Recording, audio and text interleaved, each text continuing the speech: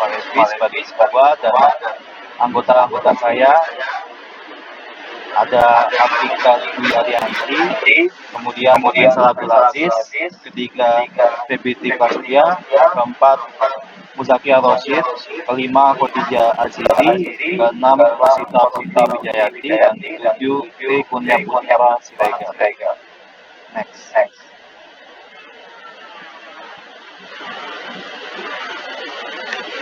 Oke, jadi pendahuluan hingga tahun 1950-an, institusionalisme mendominasi ilmu politik. Namun, hal ini dikritik oleh para behavioralisme, teori nasional, dan juga neomarxisme.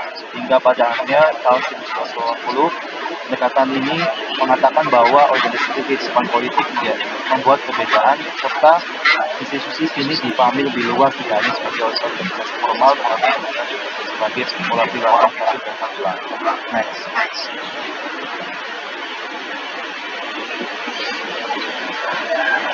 Yang pertama adalah pendekatan institusionalisme tradisional yang menerima fakta dan nilai secara apa adanya, berkembang sebagai prinsip akasiat dalam ilmu politik. Dan Peter tahun 1999 mengidentifikasi 5 faktor utama dari institusionalisme lama ini. Yang pertama adalah normatif, kedua strukturalis, ketiga historis, keempat legalistik, dan kelima holistik. Selanjutnya akan dijelaskan oleh anggota saya.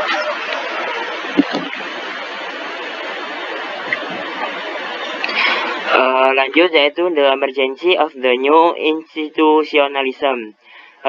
Institusi baru ini muncul sebagai respon terhadap kelemahan pendekatan-pendekatan sebelumnya dalam ilmu politik, seperti behaviorisme dan teori pilihan rasional. Pendekatan ini menekankan bahwa institusi ini tidak hanya kumpulan peran individu atau hasil akumulasi pilihan rasional, tetapi memiliki otonomi dalam membentuk perilaku dan hasil politik. Next. Lanjut, yaitu the three new institutionalism. Yang pertama yaitu institusi historis. Institusi ini tuh berkembang sebagai respon terhadap teori-teori kelompok politik dan struktural fungsionalisme yang menonjol dalam ilmu politik selama 1960 sampai 1970. Yang kedua yaitu institusi rasional. Pandangan dari rational choice, institusi ini tuh merupakan kumpulan aturan yang mengatur perilaku individu dalam organisasi dan individu tidak mempunyai kekuatan untuk merubahnya. Yang ketiga yaitu institusi sosiologis. Institusi ini tuh melihat bahwa institusi dapat mempertahankan keberadaan melalui dua proses, yaitu pembelajaran sosial dan mobilitas sosial. Lanjut. For Future of New Institution. Mengikuti arahan kritik awal Haley dan Taylor, bab ini menentang penyebaran aliran institusi nasional yang institusionalisme yang terpisah atau bersaing sektarian apapun yang menemukan sensasinya yang benar. Pendekatan institusi nasional lebih baik dilihat sebagai interaksi intelektual yang luas setelah melewati fase-fase yang berbeda. Karena berbagai posisi yang diwakili oleh institusi nasionalisme lama dan baru tidaklah membantu dalam menarik kontraksi yang terlalu tajam di antara keduanya. Dalam banyak kasus, konstitusionalisme baru dibangun di atas wawasan para institusionalisme tradisional terbaik. Kita lanjut. Different start of new institutionalism. Yang pertama normatif institutionalisme, rationalist choice institutionalist, historical institutionalist, empirical institutionalist, sociological institutionalist, network institutionalist, constructive of discursive institutionalist, and feminist institutionalist. Okay, next. Institute of Rules Not Organization. Fox dan Miller menyebut bahwa institusionalisme baru merupakan penyimpangan sebagai tradisi analisis institusional yang tidak jelas. Sebaliknya, mereka yang dilihat sebagai serangkaian aturan yang memandu dalam membatasi perilaku aktor individu, menganut institusionalisme yang baru lebih mempelajari prosedur pengambilan keputusan, penganggaran ataupun pengadaan di dalamnya. Dengan ini, lembaga adalah penyediaan aturan pemain, sementara organisasi seperti individu adalah pemain dalam permainan tersebut. Meskipun organisasi tidak sama dengan lembaga, mereka tetap menjadi fokus penting bagi analisis institusionalis baru sebagai aktor kolektif yang tunduk pada batasan kelembagaan yang lebih luas. Lanjut.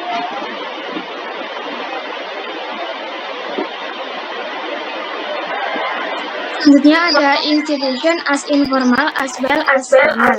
Berbeda dengan pendekatan tradisional, institusionalisme baru memperhatikan konvensi informal dan aturan formal. Beberapa aturan ditetapkan dengan jelas seperti hak berbicara dan pemungutan suara, sementara lainnya bersifat tidak tertulis seperti peran partai dalam pengambilan keputusan. Aturan informal ini dapat memengaruhi perilaku aktor politik. Konvensi informasi bisa memperkuat atau mengesampingkan aturan formal. Next.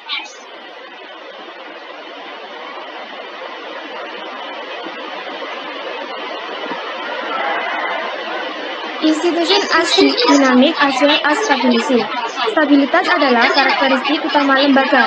Samuel Huntington menggambarkan lembaga politik sebagai pola perilaku yang stabil, bernilai dan berulang. Pada tahun 1968 dan definisi ini masih relevan hingga sekarang.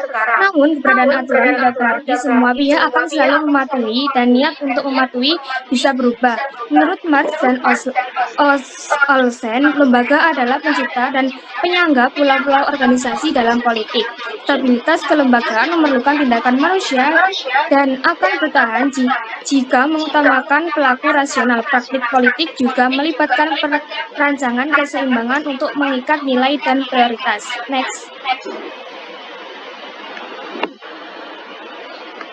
Selanjutnya ada institution as embodying values and power. Institusionalisme lama memiliki perhatian eksplisit terhadap pemerintah yang baik dan komitmen implisit yang terhadap serangkaian nilai dan model pemerintahan tertentu. Bagi mereka yang dipengaruhi oleh teori pilihan rasional, institusi tidak dipandang memengaruhi preferensi dan seperti yang dikemukakan Peters. Mereka harus mencerminkan serangkaian nilai yang relatif umum jika insentif berfungsi dengan baik bagi semua peserta. Sikap kritis nilai dari institusionalisme baru dirangkum dengan baik oleh Pierre yang berpendapat bahwa struktur tata kelola, penyertaan atau pengucilan berbagai aktor dan pemilihan instrumen tidak netral terhadap nilai tetapi tertanam dalam menopang nilai-nilai politik. Dalam konteks yang sama, feminis institusionalis telah mempelajari dampak diskriminatif dari norma gender yang menjadi ciri proses pemilihan kandidat dan rekrutmen politik. Namun, kaum institusionalis historis menunjukkan bahwa hubungan kekuasaan yang tidak setara yang dibangun dalam lembaga politik sebenarnya dapat memberikan dinamika penting untuk perubahan karena berbagai kepentingan berbayang dari waktu ke waktu untuk menggeser keseimbangan kekuasaan demi keuntungan mereka. Selanjutnya ada institution as contextually embedded. Para penganut institusionalis baru menekankan bahwa lembaga politik bukanlah entitas independen yang ada di luar ruang dan waktu. Memahami bagaimana lembaga tertanam secara kontekstual sangat penting untuk menjelaskan peran mereka dalam politik. Para penganut institusionalis historis telah mempelajari berbagai jenis kapitalisme. Misalnya yang menunjukkan bagaimana kapitalisme dilembagakan secara berbeda di kelompok negara yang memiliki lembaga sosial dan politik yang berbeda.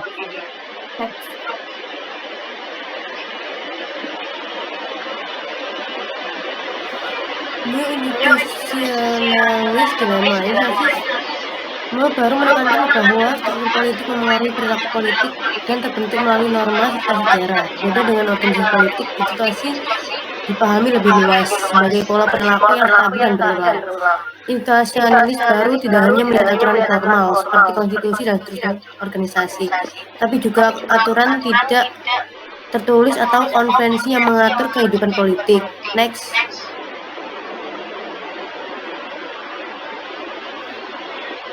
What is institution anyway? Institusi adalah aturan, norma, atau struktur yang membentuk dan mengatur interaksi manusia dalam suatu masyarakat. Ini bisa berupa aturan formal seperti konstitusi dan hukum, atau aturan informal seperti tradisi dan kebiasaan. Namun, seperti yang disebutkan dalam video itu, definisi masih diperdebatkan. Dr. North 1990 mendefinisikannya sebagai aturan main dalam suatu masyarakat yang mencakup hukum, budaya, dan kebiasaan. Next.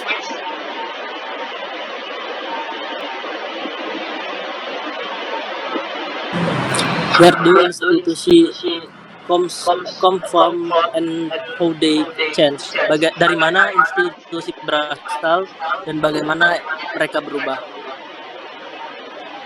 Yang pertama, dari mana asalnya institusi? Menurut teori pilihan rasional, lembaga institusi adalah konstruksi manusia yang dirancang untuk menyelesaikan masalah, aksi kolektif, dan memaksimalkan keuntungan dari kerjasama. Artinya, institusi muncul sebagai desain yang disengaja untuk mengatasi kendala koordinasi di antara individu-individu yang memiliki kepentingan berbeda. Namun, Budin pada tahun 1996 mengidentifikasi 3 cara dasar bagaimana lembaga dapat muncul. Yang pertama, desain yang disengaja atau intentional design. Yang kedua ada kebetulan atau accident. Yang ketiga evolusi. Institusionalis normatif tidak menolak gagasan desain yang sengaja, tetapi mereka menekankan bahwa upaya reformasi lembaga seringkali sulit dikendalikan dan jarang memenuhi niat awal perancangan. Begitu satu logika kepantasan terganggu, akan terbuka ruang untuk perdebatan mengenai norma-norma yang bersaing.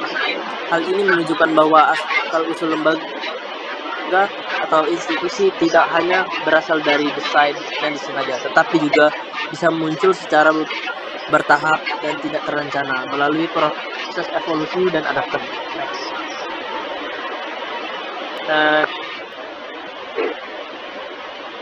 Kemudian bagaimana institusi berubah? Perubahan institusi dapat dijelaskan melalui beberapa konsep. Yang pertama, ketegangan dinamis dan tekanan untuk berubah. Mahoney dan Dallin pada tahun 2010 berpendapat bahwa dalam institusi selalu terdapat ketegangan dinamis dan tekanan internal untuk berubah. Perubahan terjadi secara bertahap melalui mekanisme seperti yang pertama, institutional layering atau menambah aturan baru di atas aturan lama ketika biaya untuk menghapus aturan lama terlalu tinggi. Seiring waktu pikiran baru ini bisa menggerus inti lama. Kemudian institutional conversion, yaitu ketika aturan tetap sama secara formal tetapi diinterpretasikan dan diterapkan dengan cara yang baru. Next. Kemudian ada ambiguitas secara sumber daya. Mahoney dan Dallin juga pernah berpendapat pada tahun 2010, yaitu menunjukkan bahwa ambiguitas dalam desain institusi bisa menjadi sumber daya untuk perkembangan lebih lanjut. Ketika aturan tidak jelas, pelaku bisa memanfaatkan celah interpretasi untuk mendorong perubahan bertahap.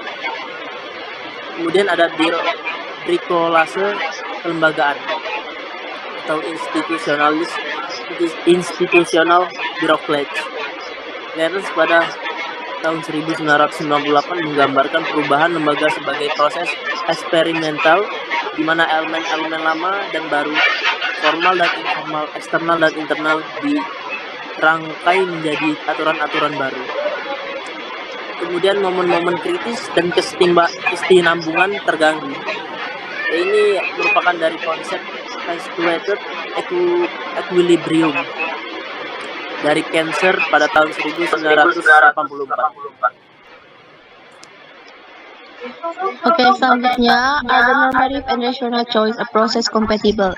Jadi perdebatan tentang kompatibilitas pendekatan normatif, pilihan rasional dan diskursif dalam ilmu politik itu telah menimbulkan pertanyaan tentang hakikat lembaga dan perannya dalam membentuk perilaku politik. Institusionalisme konstruktivis mengonseptualisasikan lembaga sebagai sistem ide yang dimodifikasi, membentuk perilaku melalui kerangka makna yang terkandung di dalamnya. Nah, jadi lembaga itu bekerja melalui 3 mode pembatasan, yaitu aturan, praktik, dan narasi. Agenda institusionalisme adalah memahami bagaimana mode pembatasan ini bekerja sama dalam praktik dan menetapkan implikasinya terhadap proses desain dan perubahan kelembagaan. Next.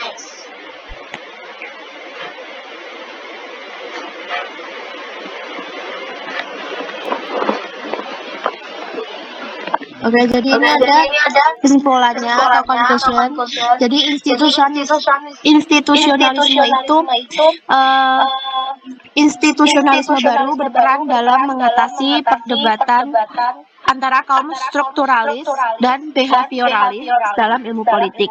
Pendekatan ini tidak lagi melihat agensi atau struktur sebagai faktor utama secara terpisah, tetapi menggabungkan keduanya untuk menganalisis perilaku dalam batasan institusional dan peluang yang ada.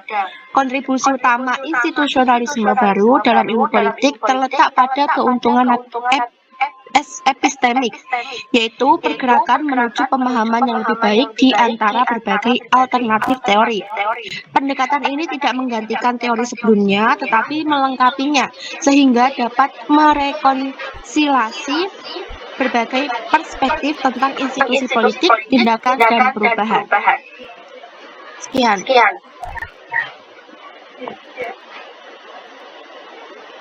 Baik, sekian dari presentasi dari kelompok kami. Mohon maaf jika ada kesalahan.